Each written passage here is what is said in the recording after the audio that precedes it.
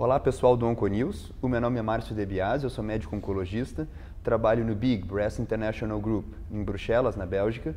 Lembrando sempre que a discussão que a gente vai ter aqui se refere à minha opinião pessoal e não ao posicionamento institucional do BIG. Nós estamos aqui em San Antonio, Texas, onde ocorre o San Antonio Breast Cancer Symposium, eu e o Dr. Duílio Rocha. Dr. Duílio Rocha, ele é médico oncologista, trabalha na clínica Fugidê em Fortaleza, Grupo Oncologia DOR, e hoje a gente vai conversar com vocês a respeito da hormonioterapia. Foi um dia com bastante discussão ao redor da hormonioterapia e nós vamos começar então discutindo um estudo bastante interessante que aborda uma abordagem de descalonamento do tratamento, um assunto que está muito em voga hoje na oncologia, né, especialmente no que se refere aos tumores HER2 positivos. Nós tivemos também aqui em San Antonio o estudo FAIR, que foi discutido não atingindo o objetivo de comprovar a não inferioridade dos 6 meses de tratamento. É uma área onde ainda nós estamos aprendendo a fazer esses estudos. E aqui especificamente, então, num contexto de pacientes com neoplasias intraepiteliais, onde a gente busca a quimioprofilaxia, esse estudo que traz como tratamento experimental 5 mg de tamoxifeno ao invés das tradicionais 20 mg. Duílio, qual é a tua opinião? Esse é um estudo que nos chamou a atenção, Márcio. Nós adotamos a dose de 20 mg de tamoxifeno como uma verdade absoluta. Então, nós usamos essa dose há 30 anos e ninguém para questionar se essa é a dose ideal para se usar o tamoxifeno. E os italianos questionaram isso. Então, eles propuseram um trabalho para usar não 20 mg de tamoxifeno, mas 5 mg de tamoxifeno. E eles também questionaram a duração do tratamento. Então, em vez de eles avaliarem 5 anos de tamoxifeno como prevenção, eles avaliaram 3 anos. E eles apresentaram os dados desse trabalho hoje em comparação com placebo. Então, eram pacientes que tinham tido o diagnóstico anterior de tumores in situ ou hiperplasia ductal atípica e eram tratados com 3 anos de tamoxifeno. E ele encontrou uma taxa muito interessante de redução do risco de novos tumores primários em mama e uma redução ainda maior do risco de tumores na mama contralateral. Então, é um dado que realmente nos impressionou. E o mais impressionante desse trabalho, Márcio, foi a questão de toxicidade. Então, nós estamos habituados a uma incidência expressiva de eventos tromboembólicos, de câncer de endométrio, quando se fala em tamoxifeno, e eles encontraram incidência muito baixa desses eventos adversos com o tratamento por 3 anos. Isso acaba nos gerando um questionamento: será que vale a pena nós, na nossa prática clínica, a partir de segunda-feira, considerar um tempo mais reduzido e uma dose menor de tamoxifeno nas nossas pacientes? Eu queria perguntar a sua opinião sobre isso. Eu acho que, assim, dentro desse contexto em que nós estamos vivendo de realmente buscar o tratamento mínimo e necessário e efetivo para a paciente, esse estudo ele se insere nessa situação e nos traz uma nova perspectiva. Eu acho que as evidências ainda não são suficientemente robustas para que 5 mg de tamoxifeno passem a ser o tratamento estándar, especialmente porque também existe, inclusive, uma dificuldade logística para se entregar ao paciente 5 mg de tamoxifeno, uma vez que o comprimido comercializado é de 20 mg. Então, até o autor próprio sugeriu que quebrasse o comprimido na metade, tomasse um dia sim, um dia não. Em relação à toxicidade, né, realmente os achados desse estudo eles são alentadores e nos estimulam realmente a buscar essa estratégia. Claro que, por exemplo, para desfechos como câncer de endométrio, etc., a gente ainda tem um follow-up bastante restrito, mas sem sombra de dúvida, abre-se aqui uma janela para essas pacientes, especialmente onde a gente tem preocupação em manter o tratamento por efeito adverso ou a gente suspeita que essas pacientes têm um alto risco de evento adverso e por algum motivo não se queira lançar mão dos inibidores de aromatase, que também são uma opção validada nessa situação. Eu acho que sim, eu acho que surge uma nova alternativa que pode, nesse momento, entrar como uma alternativa de segunda linha para aquelas pacientes onde a gente realmente deseja fazer o tratamento, mas tem receio em relação à toxicidade, apesar de ainda, no meu ver, não poder ser considerado como o tratamento estándar, aquele que a gente vai prescrever para a maior parte das nossas doentes. Perfeito. Esse foi um trabalho com apenas 500 pacientes.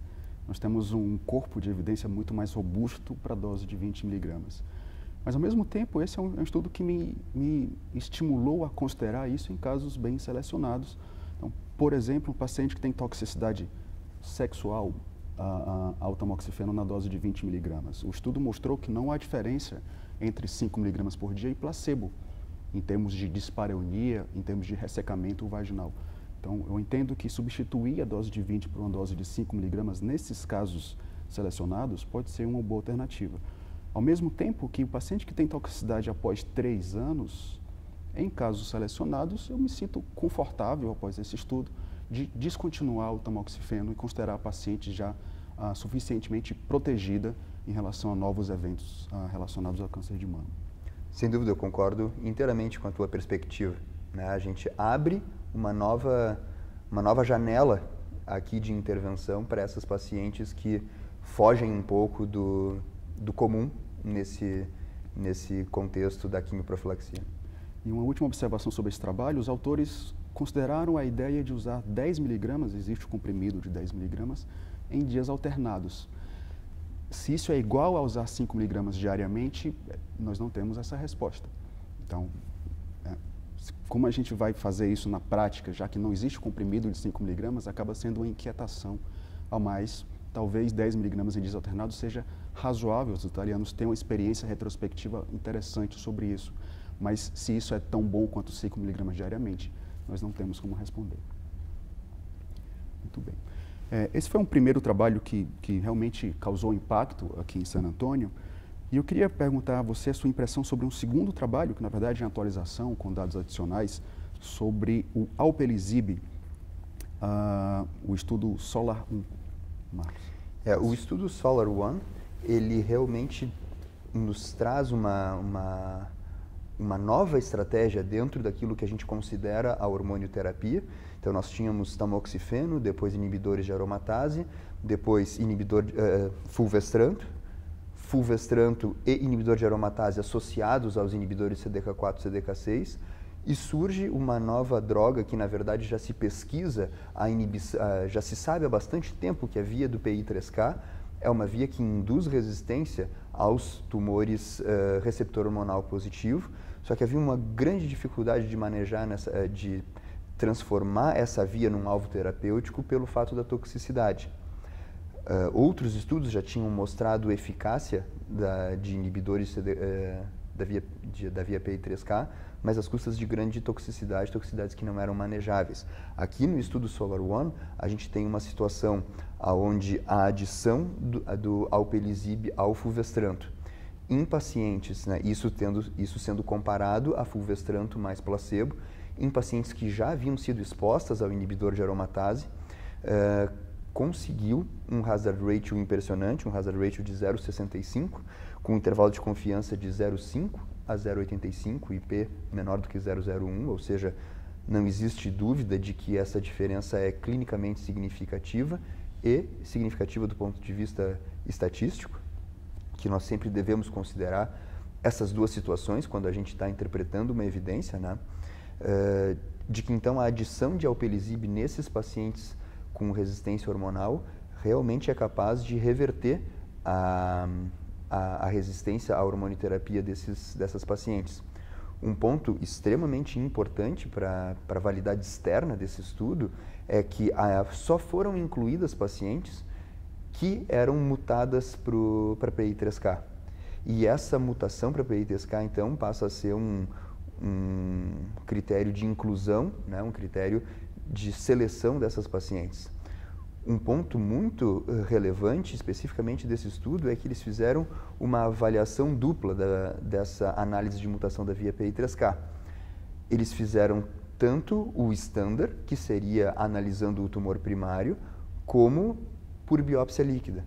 E uma subanálise do estudo demonstrou que selecionar o paciente mutado para a via PI3K, tanto pela biópsia líquida quanto pela avaliação do tumoral, foi tão efetivo quanto. Ou seja, abre-se aqui realmente uma janela para que a biópsia líquida seja utilizada para a seleção de pacientes para o tratamento. Esse eu acho que é um dos aspectos mais importantes desse estudo. As toxicidades foram bastante mais comuns no grupo que usou o inibidor da via PI3K, como já imaginado, hiperglicemia, né, uma das principais toxicidades associadas a essa medicação e a inibição dessa via, mas foram manejáveis e o benefício que se teve em termos de PFS foi robusto. Então eu acho que aqui surge uma nova estratégia para a gente manejar esses pacientes com receptor hormonal positivo, que representam 80% das pacientes com câncer de mama. Uma análise que, claro, tem que ser vista com muita restrição, porque o N era bastante pequeno, mas ao redor de 14 ou 15 pacientes nesse estudo, elas haviam utilizado o inibidor de aromatase com o inibidor de CDK4 e CDK6, o que provavelmente é o novo standard of care de primeira linha para essas pacientes. E, claro, com a ressalva do N pequeno, o inibidor da via PI3K parece que também funciona bem nessas pacientes. Então, esse é um dado importante, um dado que vai ter que ser melhor elaborado para a incorporação dessa estratégia na prática clínica. Acho que ainda vai levar algum tempo para que a gente possa estar fazendo isso no consultório, mas, sem sombra de dúvida, é um novo alento aqui que se abre nesse nicho grande de pacientes, que são as pacientes com receptor hormonal positivo. E é reconfortante nós vermos que há mais uma via que a gente pode bloquear para melhorar o resultado da hormonioterapia. A gente faz isso com o mTOR, nós usamos o inibidor de CDK e agora também o PI3K como mais um alvo terapêutico e também ampliando as perspectivas de uso de biópsia líquida no manejo do nosso paciente. É isso. E, bom, Duílio, para a gente encerrar essa nossa discussão, eu queria ouvir rapidamente a tua opinião a respeito da meta-análise que foi publicada pelo grupo de Oxford a respeito da hormonioterapia estendida, né? Ou seja, do uso do inibidor de aromatase para além de 5 anos de tratamento. Nós sempre temos uma expectativa em relação às meta-análises de Oxford. São trabalhos que costumam mudar a nossa prática ou pelo menos reforçar algumas conclusões que nós temos a partir de grandes estudos de fase 3. Isso veio acontecer novamente com a questão da duração da hormonoterapia além de 5 anos. E o que eles resumiram para nós de fato, existe um papel, um impacto em redução de recidiva adicional quando se aumenta a duração da hormonoterapia, mas é uma redução de recidiva de uma magnitude bem pequena. Então, globalmente, foi um ganho de 2 a 3% em redução de recidiva adicional em relação ao que já havia sido conquistado com a hormonoterapia. E o que, de certa forma, nos traz uma inquietação é que não há ganho de sobrevida quando se faz uma duração maior de hormonoterapia com o inibidor de aromatase. O que a gente sabe também é que há um aumento de toxicidade, isso é uma coisa clara, com toxicidade esquelética, por exemplo, isso foi documentado na meta-análise. E aí, se a gente vai trazer para a nossa prática, será que isso vai mudar de alguma forma o nosso entusiasmo para indicar mais do que 5 anos de inibidor de aromatase? E eu vejo que alguns subgrupos dessa meta-análise nos chamaram a atenção. Por exemplo, o grupo que tinha doença N0 teve um impacto muito pequeno da duração, maior do que 5 anos. E o grupo que foi tratado apenas com tamoxifeno por 5 anos foi o grupo que mais pareceu se beneficiar. Então, se eu vejo um paciente N positivo ou um paciente que usou apenas tamoxifeno, eu fico muito confortável de indicar um tratamento de maior duração com inibidor de aromatase, sabendo que ele vai ter um ganho mais expressivo, mesmo que isso não se traduza claramente em ganho de sobrevida. Mas o paciente que já usou inibidor de aromatase, seja por 2, 3 ou 5 anos, e que tem doença N0, eu acho que o ganho e a toxicidade do inibidor de aromatase estendido vai ter que ser bem pesado. Sem dúvida, eu concordo com a tua perspectiva, né? Eu acho que reforça aquilo que essa ideia que a gente já tinha, né? Mas agora com um nível de evidência mais robusto, um trabalho realmente bastante bem conduzido. Muito bem. Concordo. Bom, então eu queria agradecer a tua presença aqui. Muito obrigado. Muito obrigado.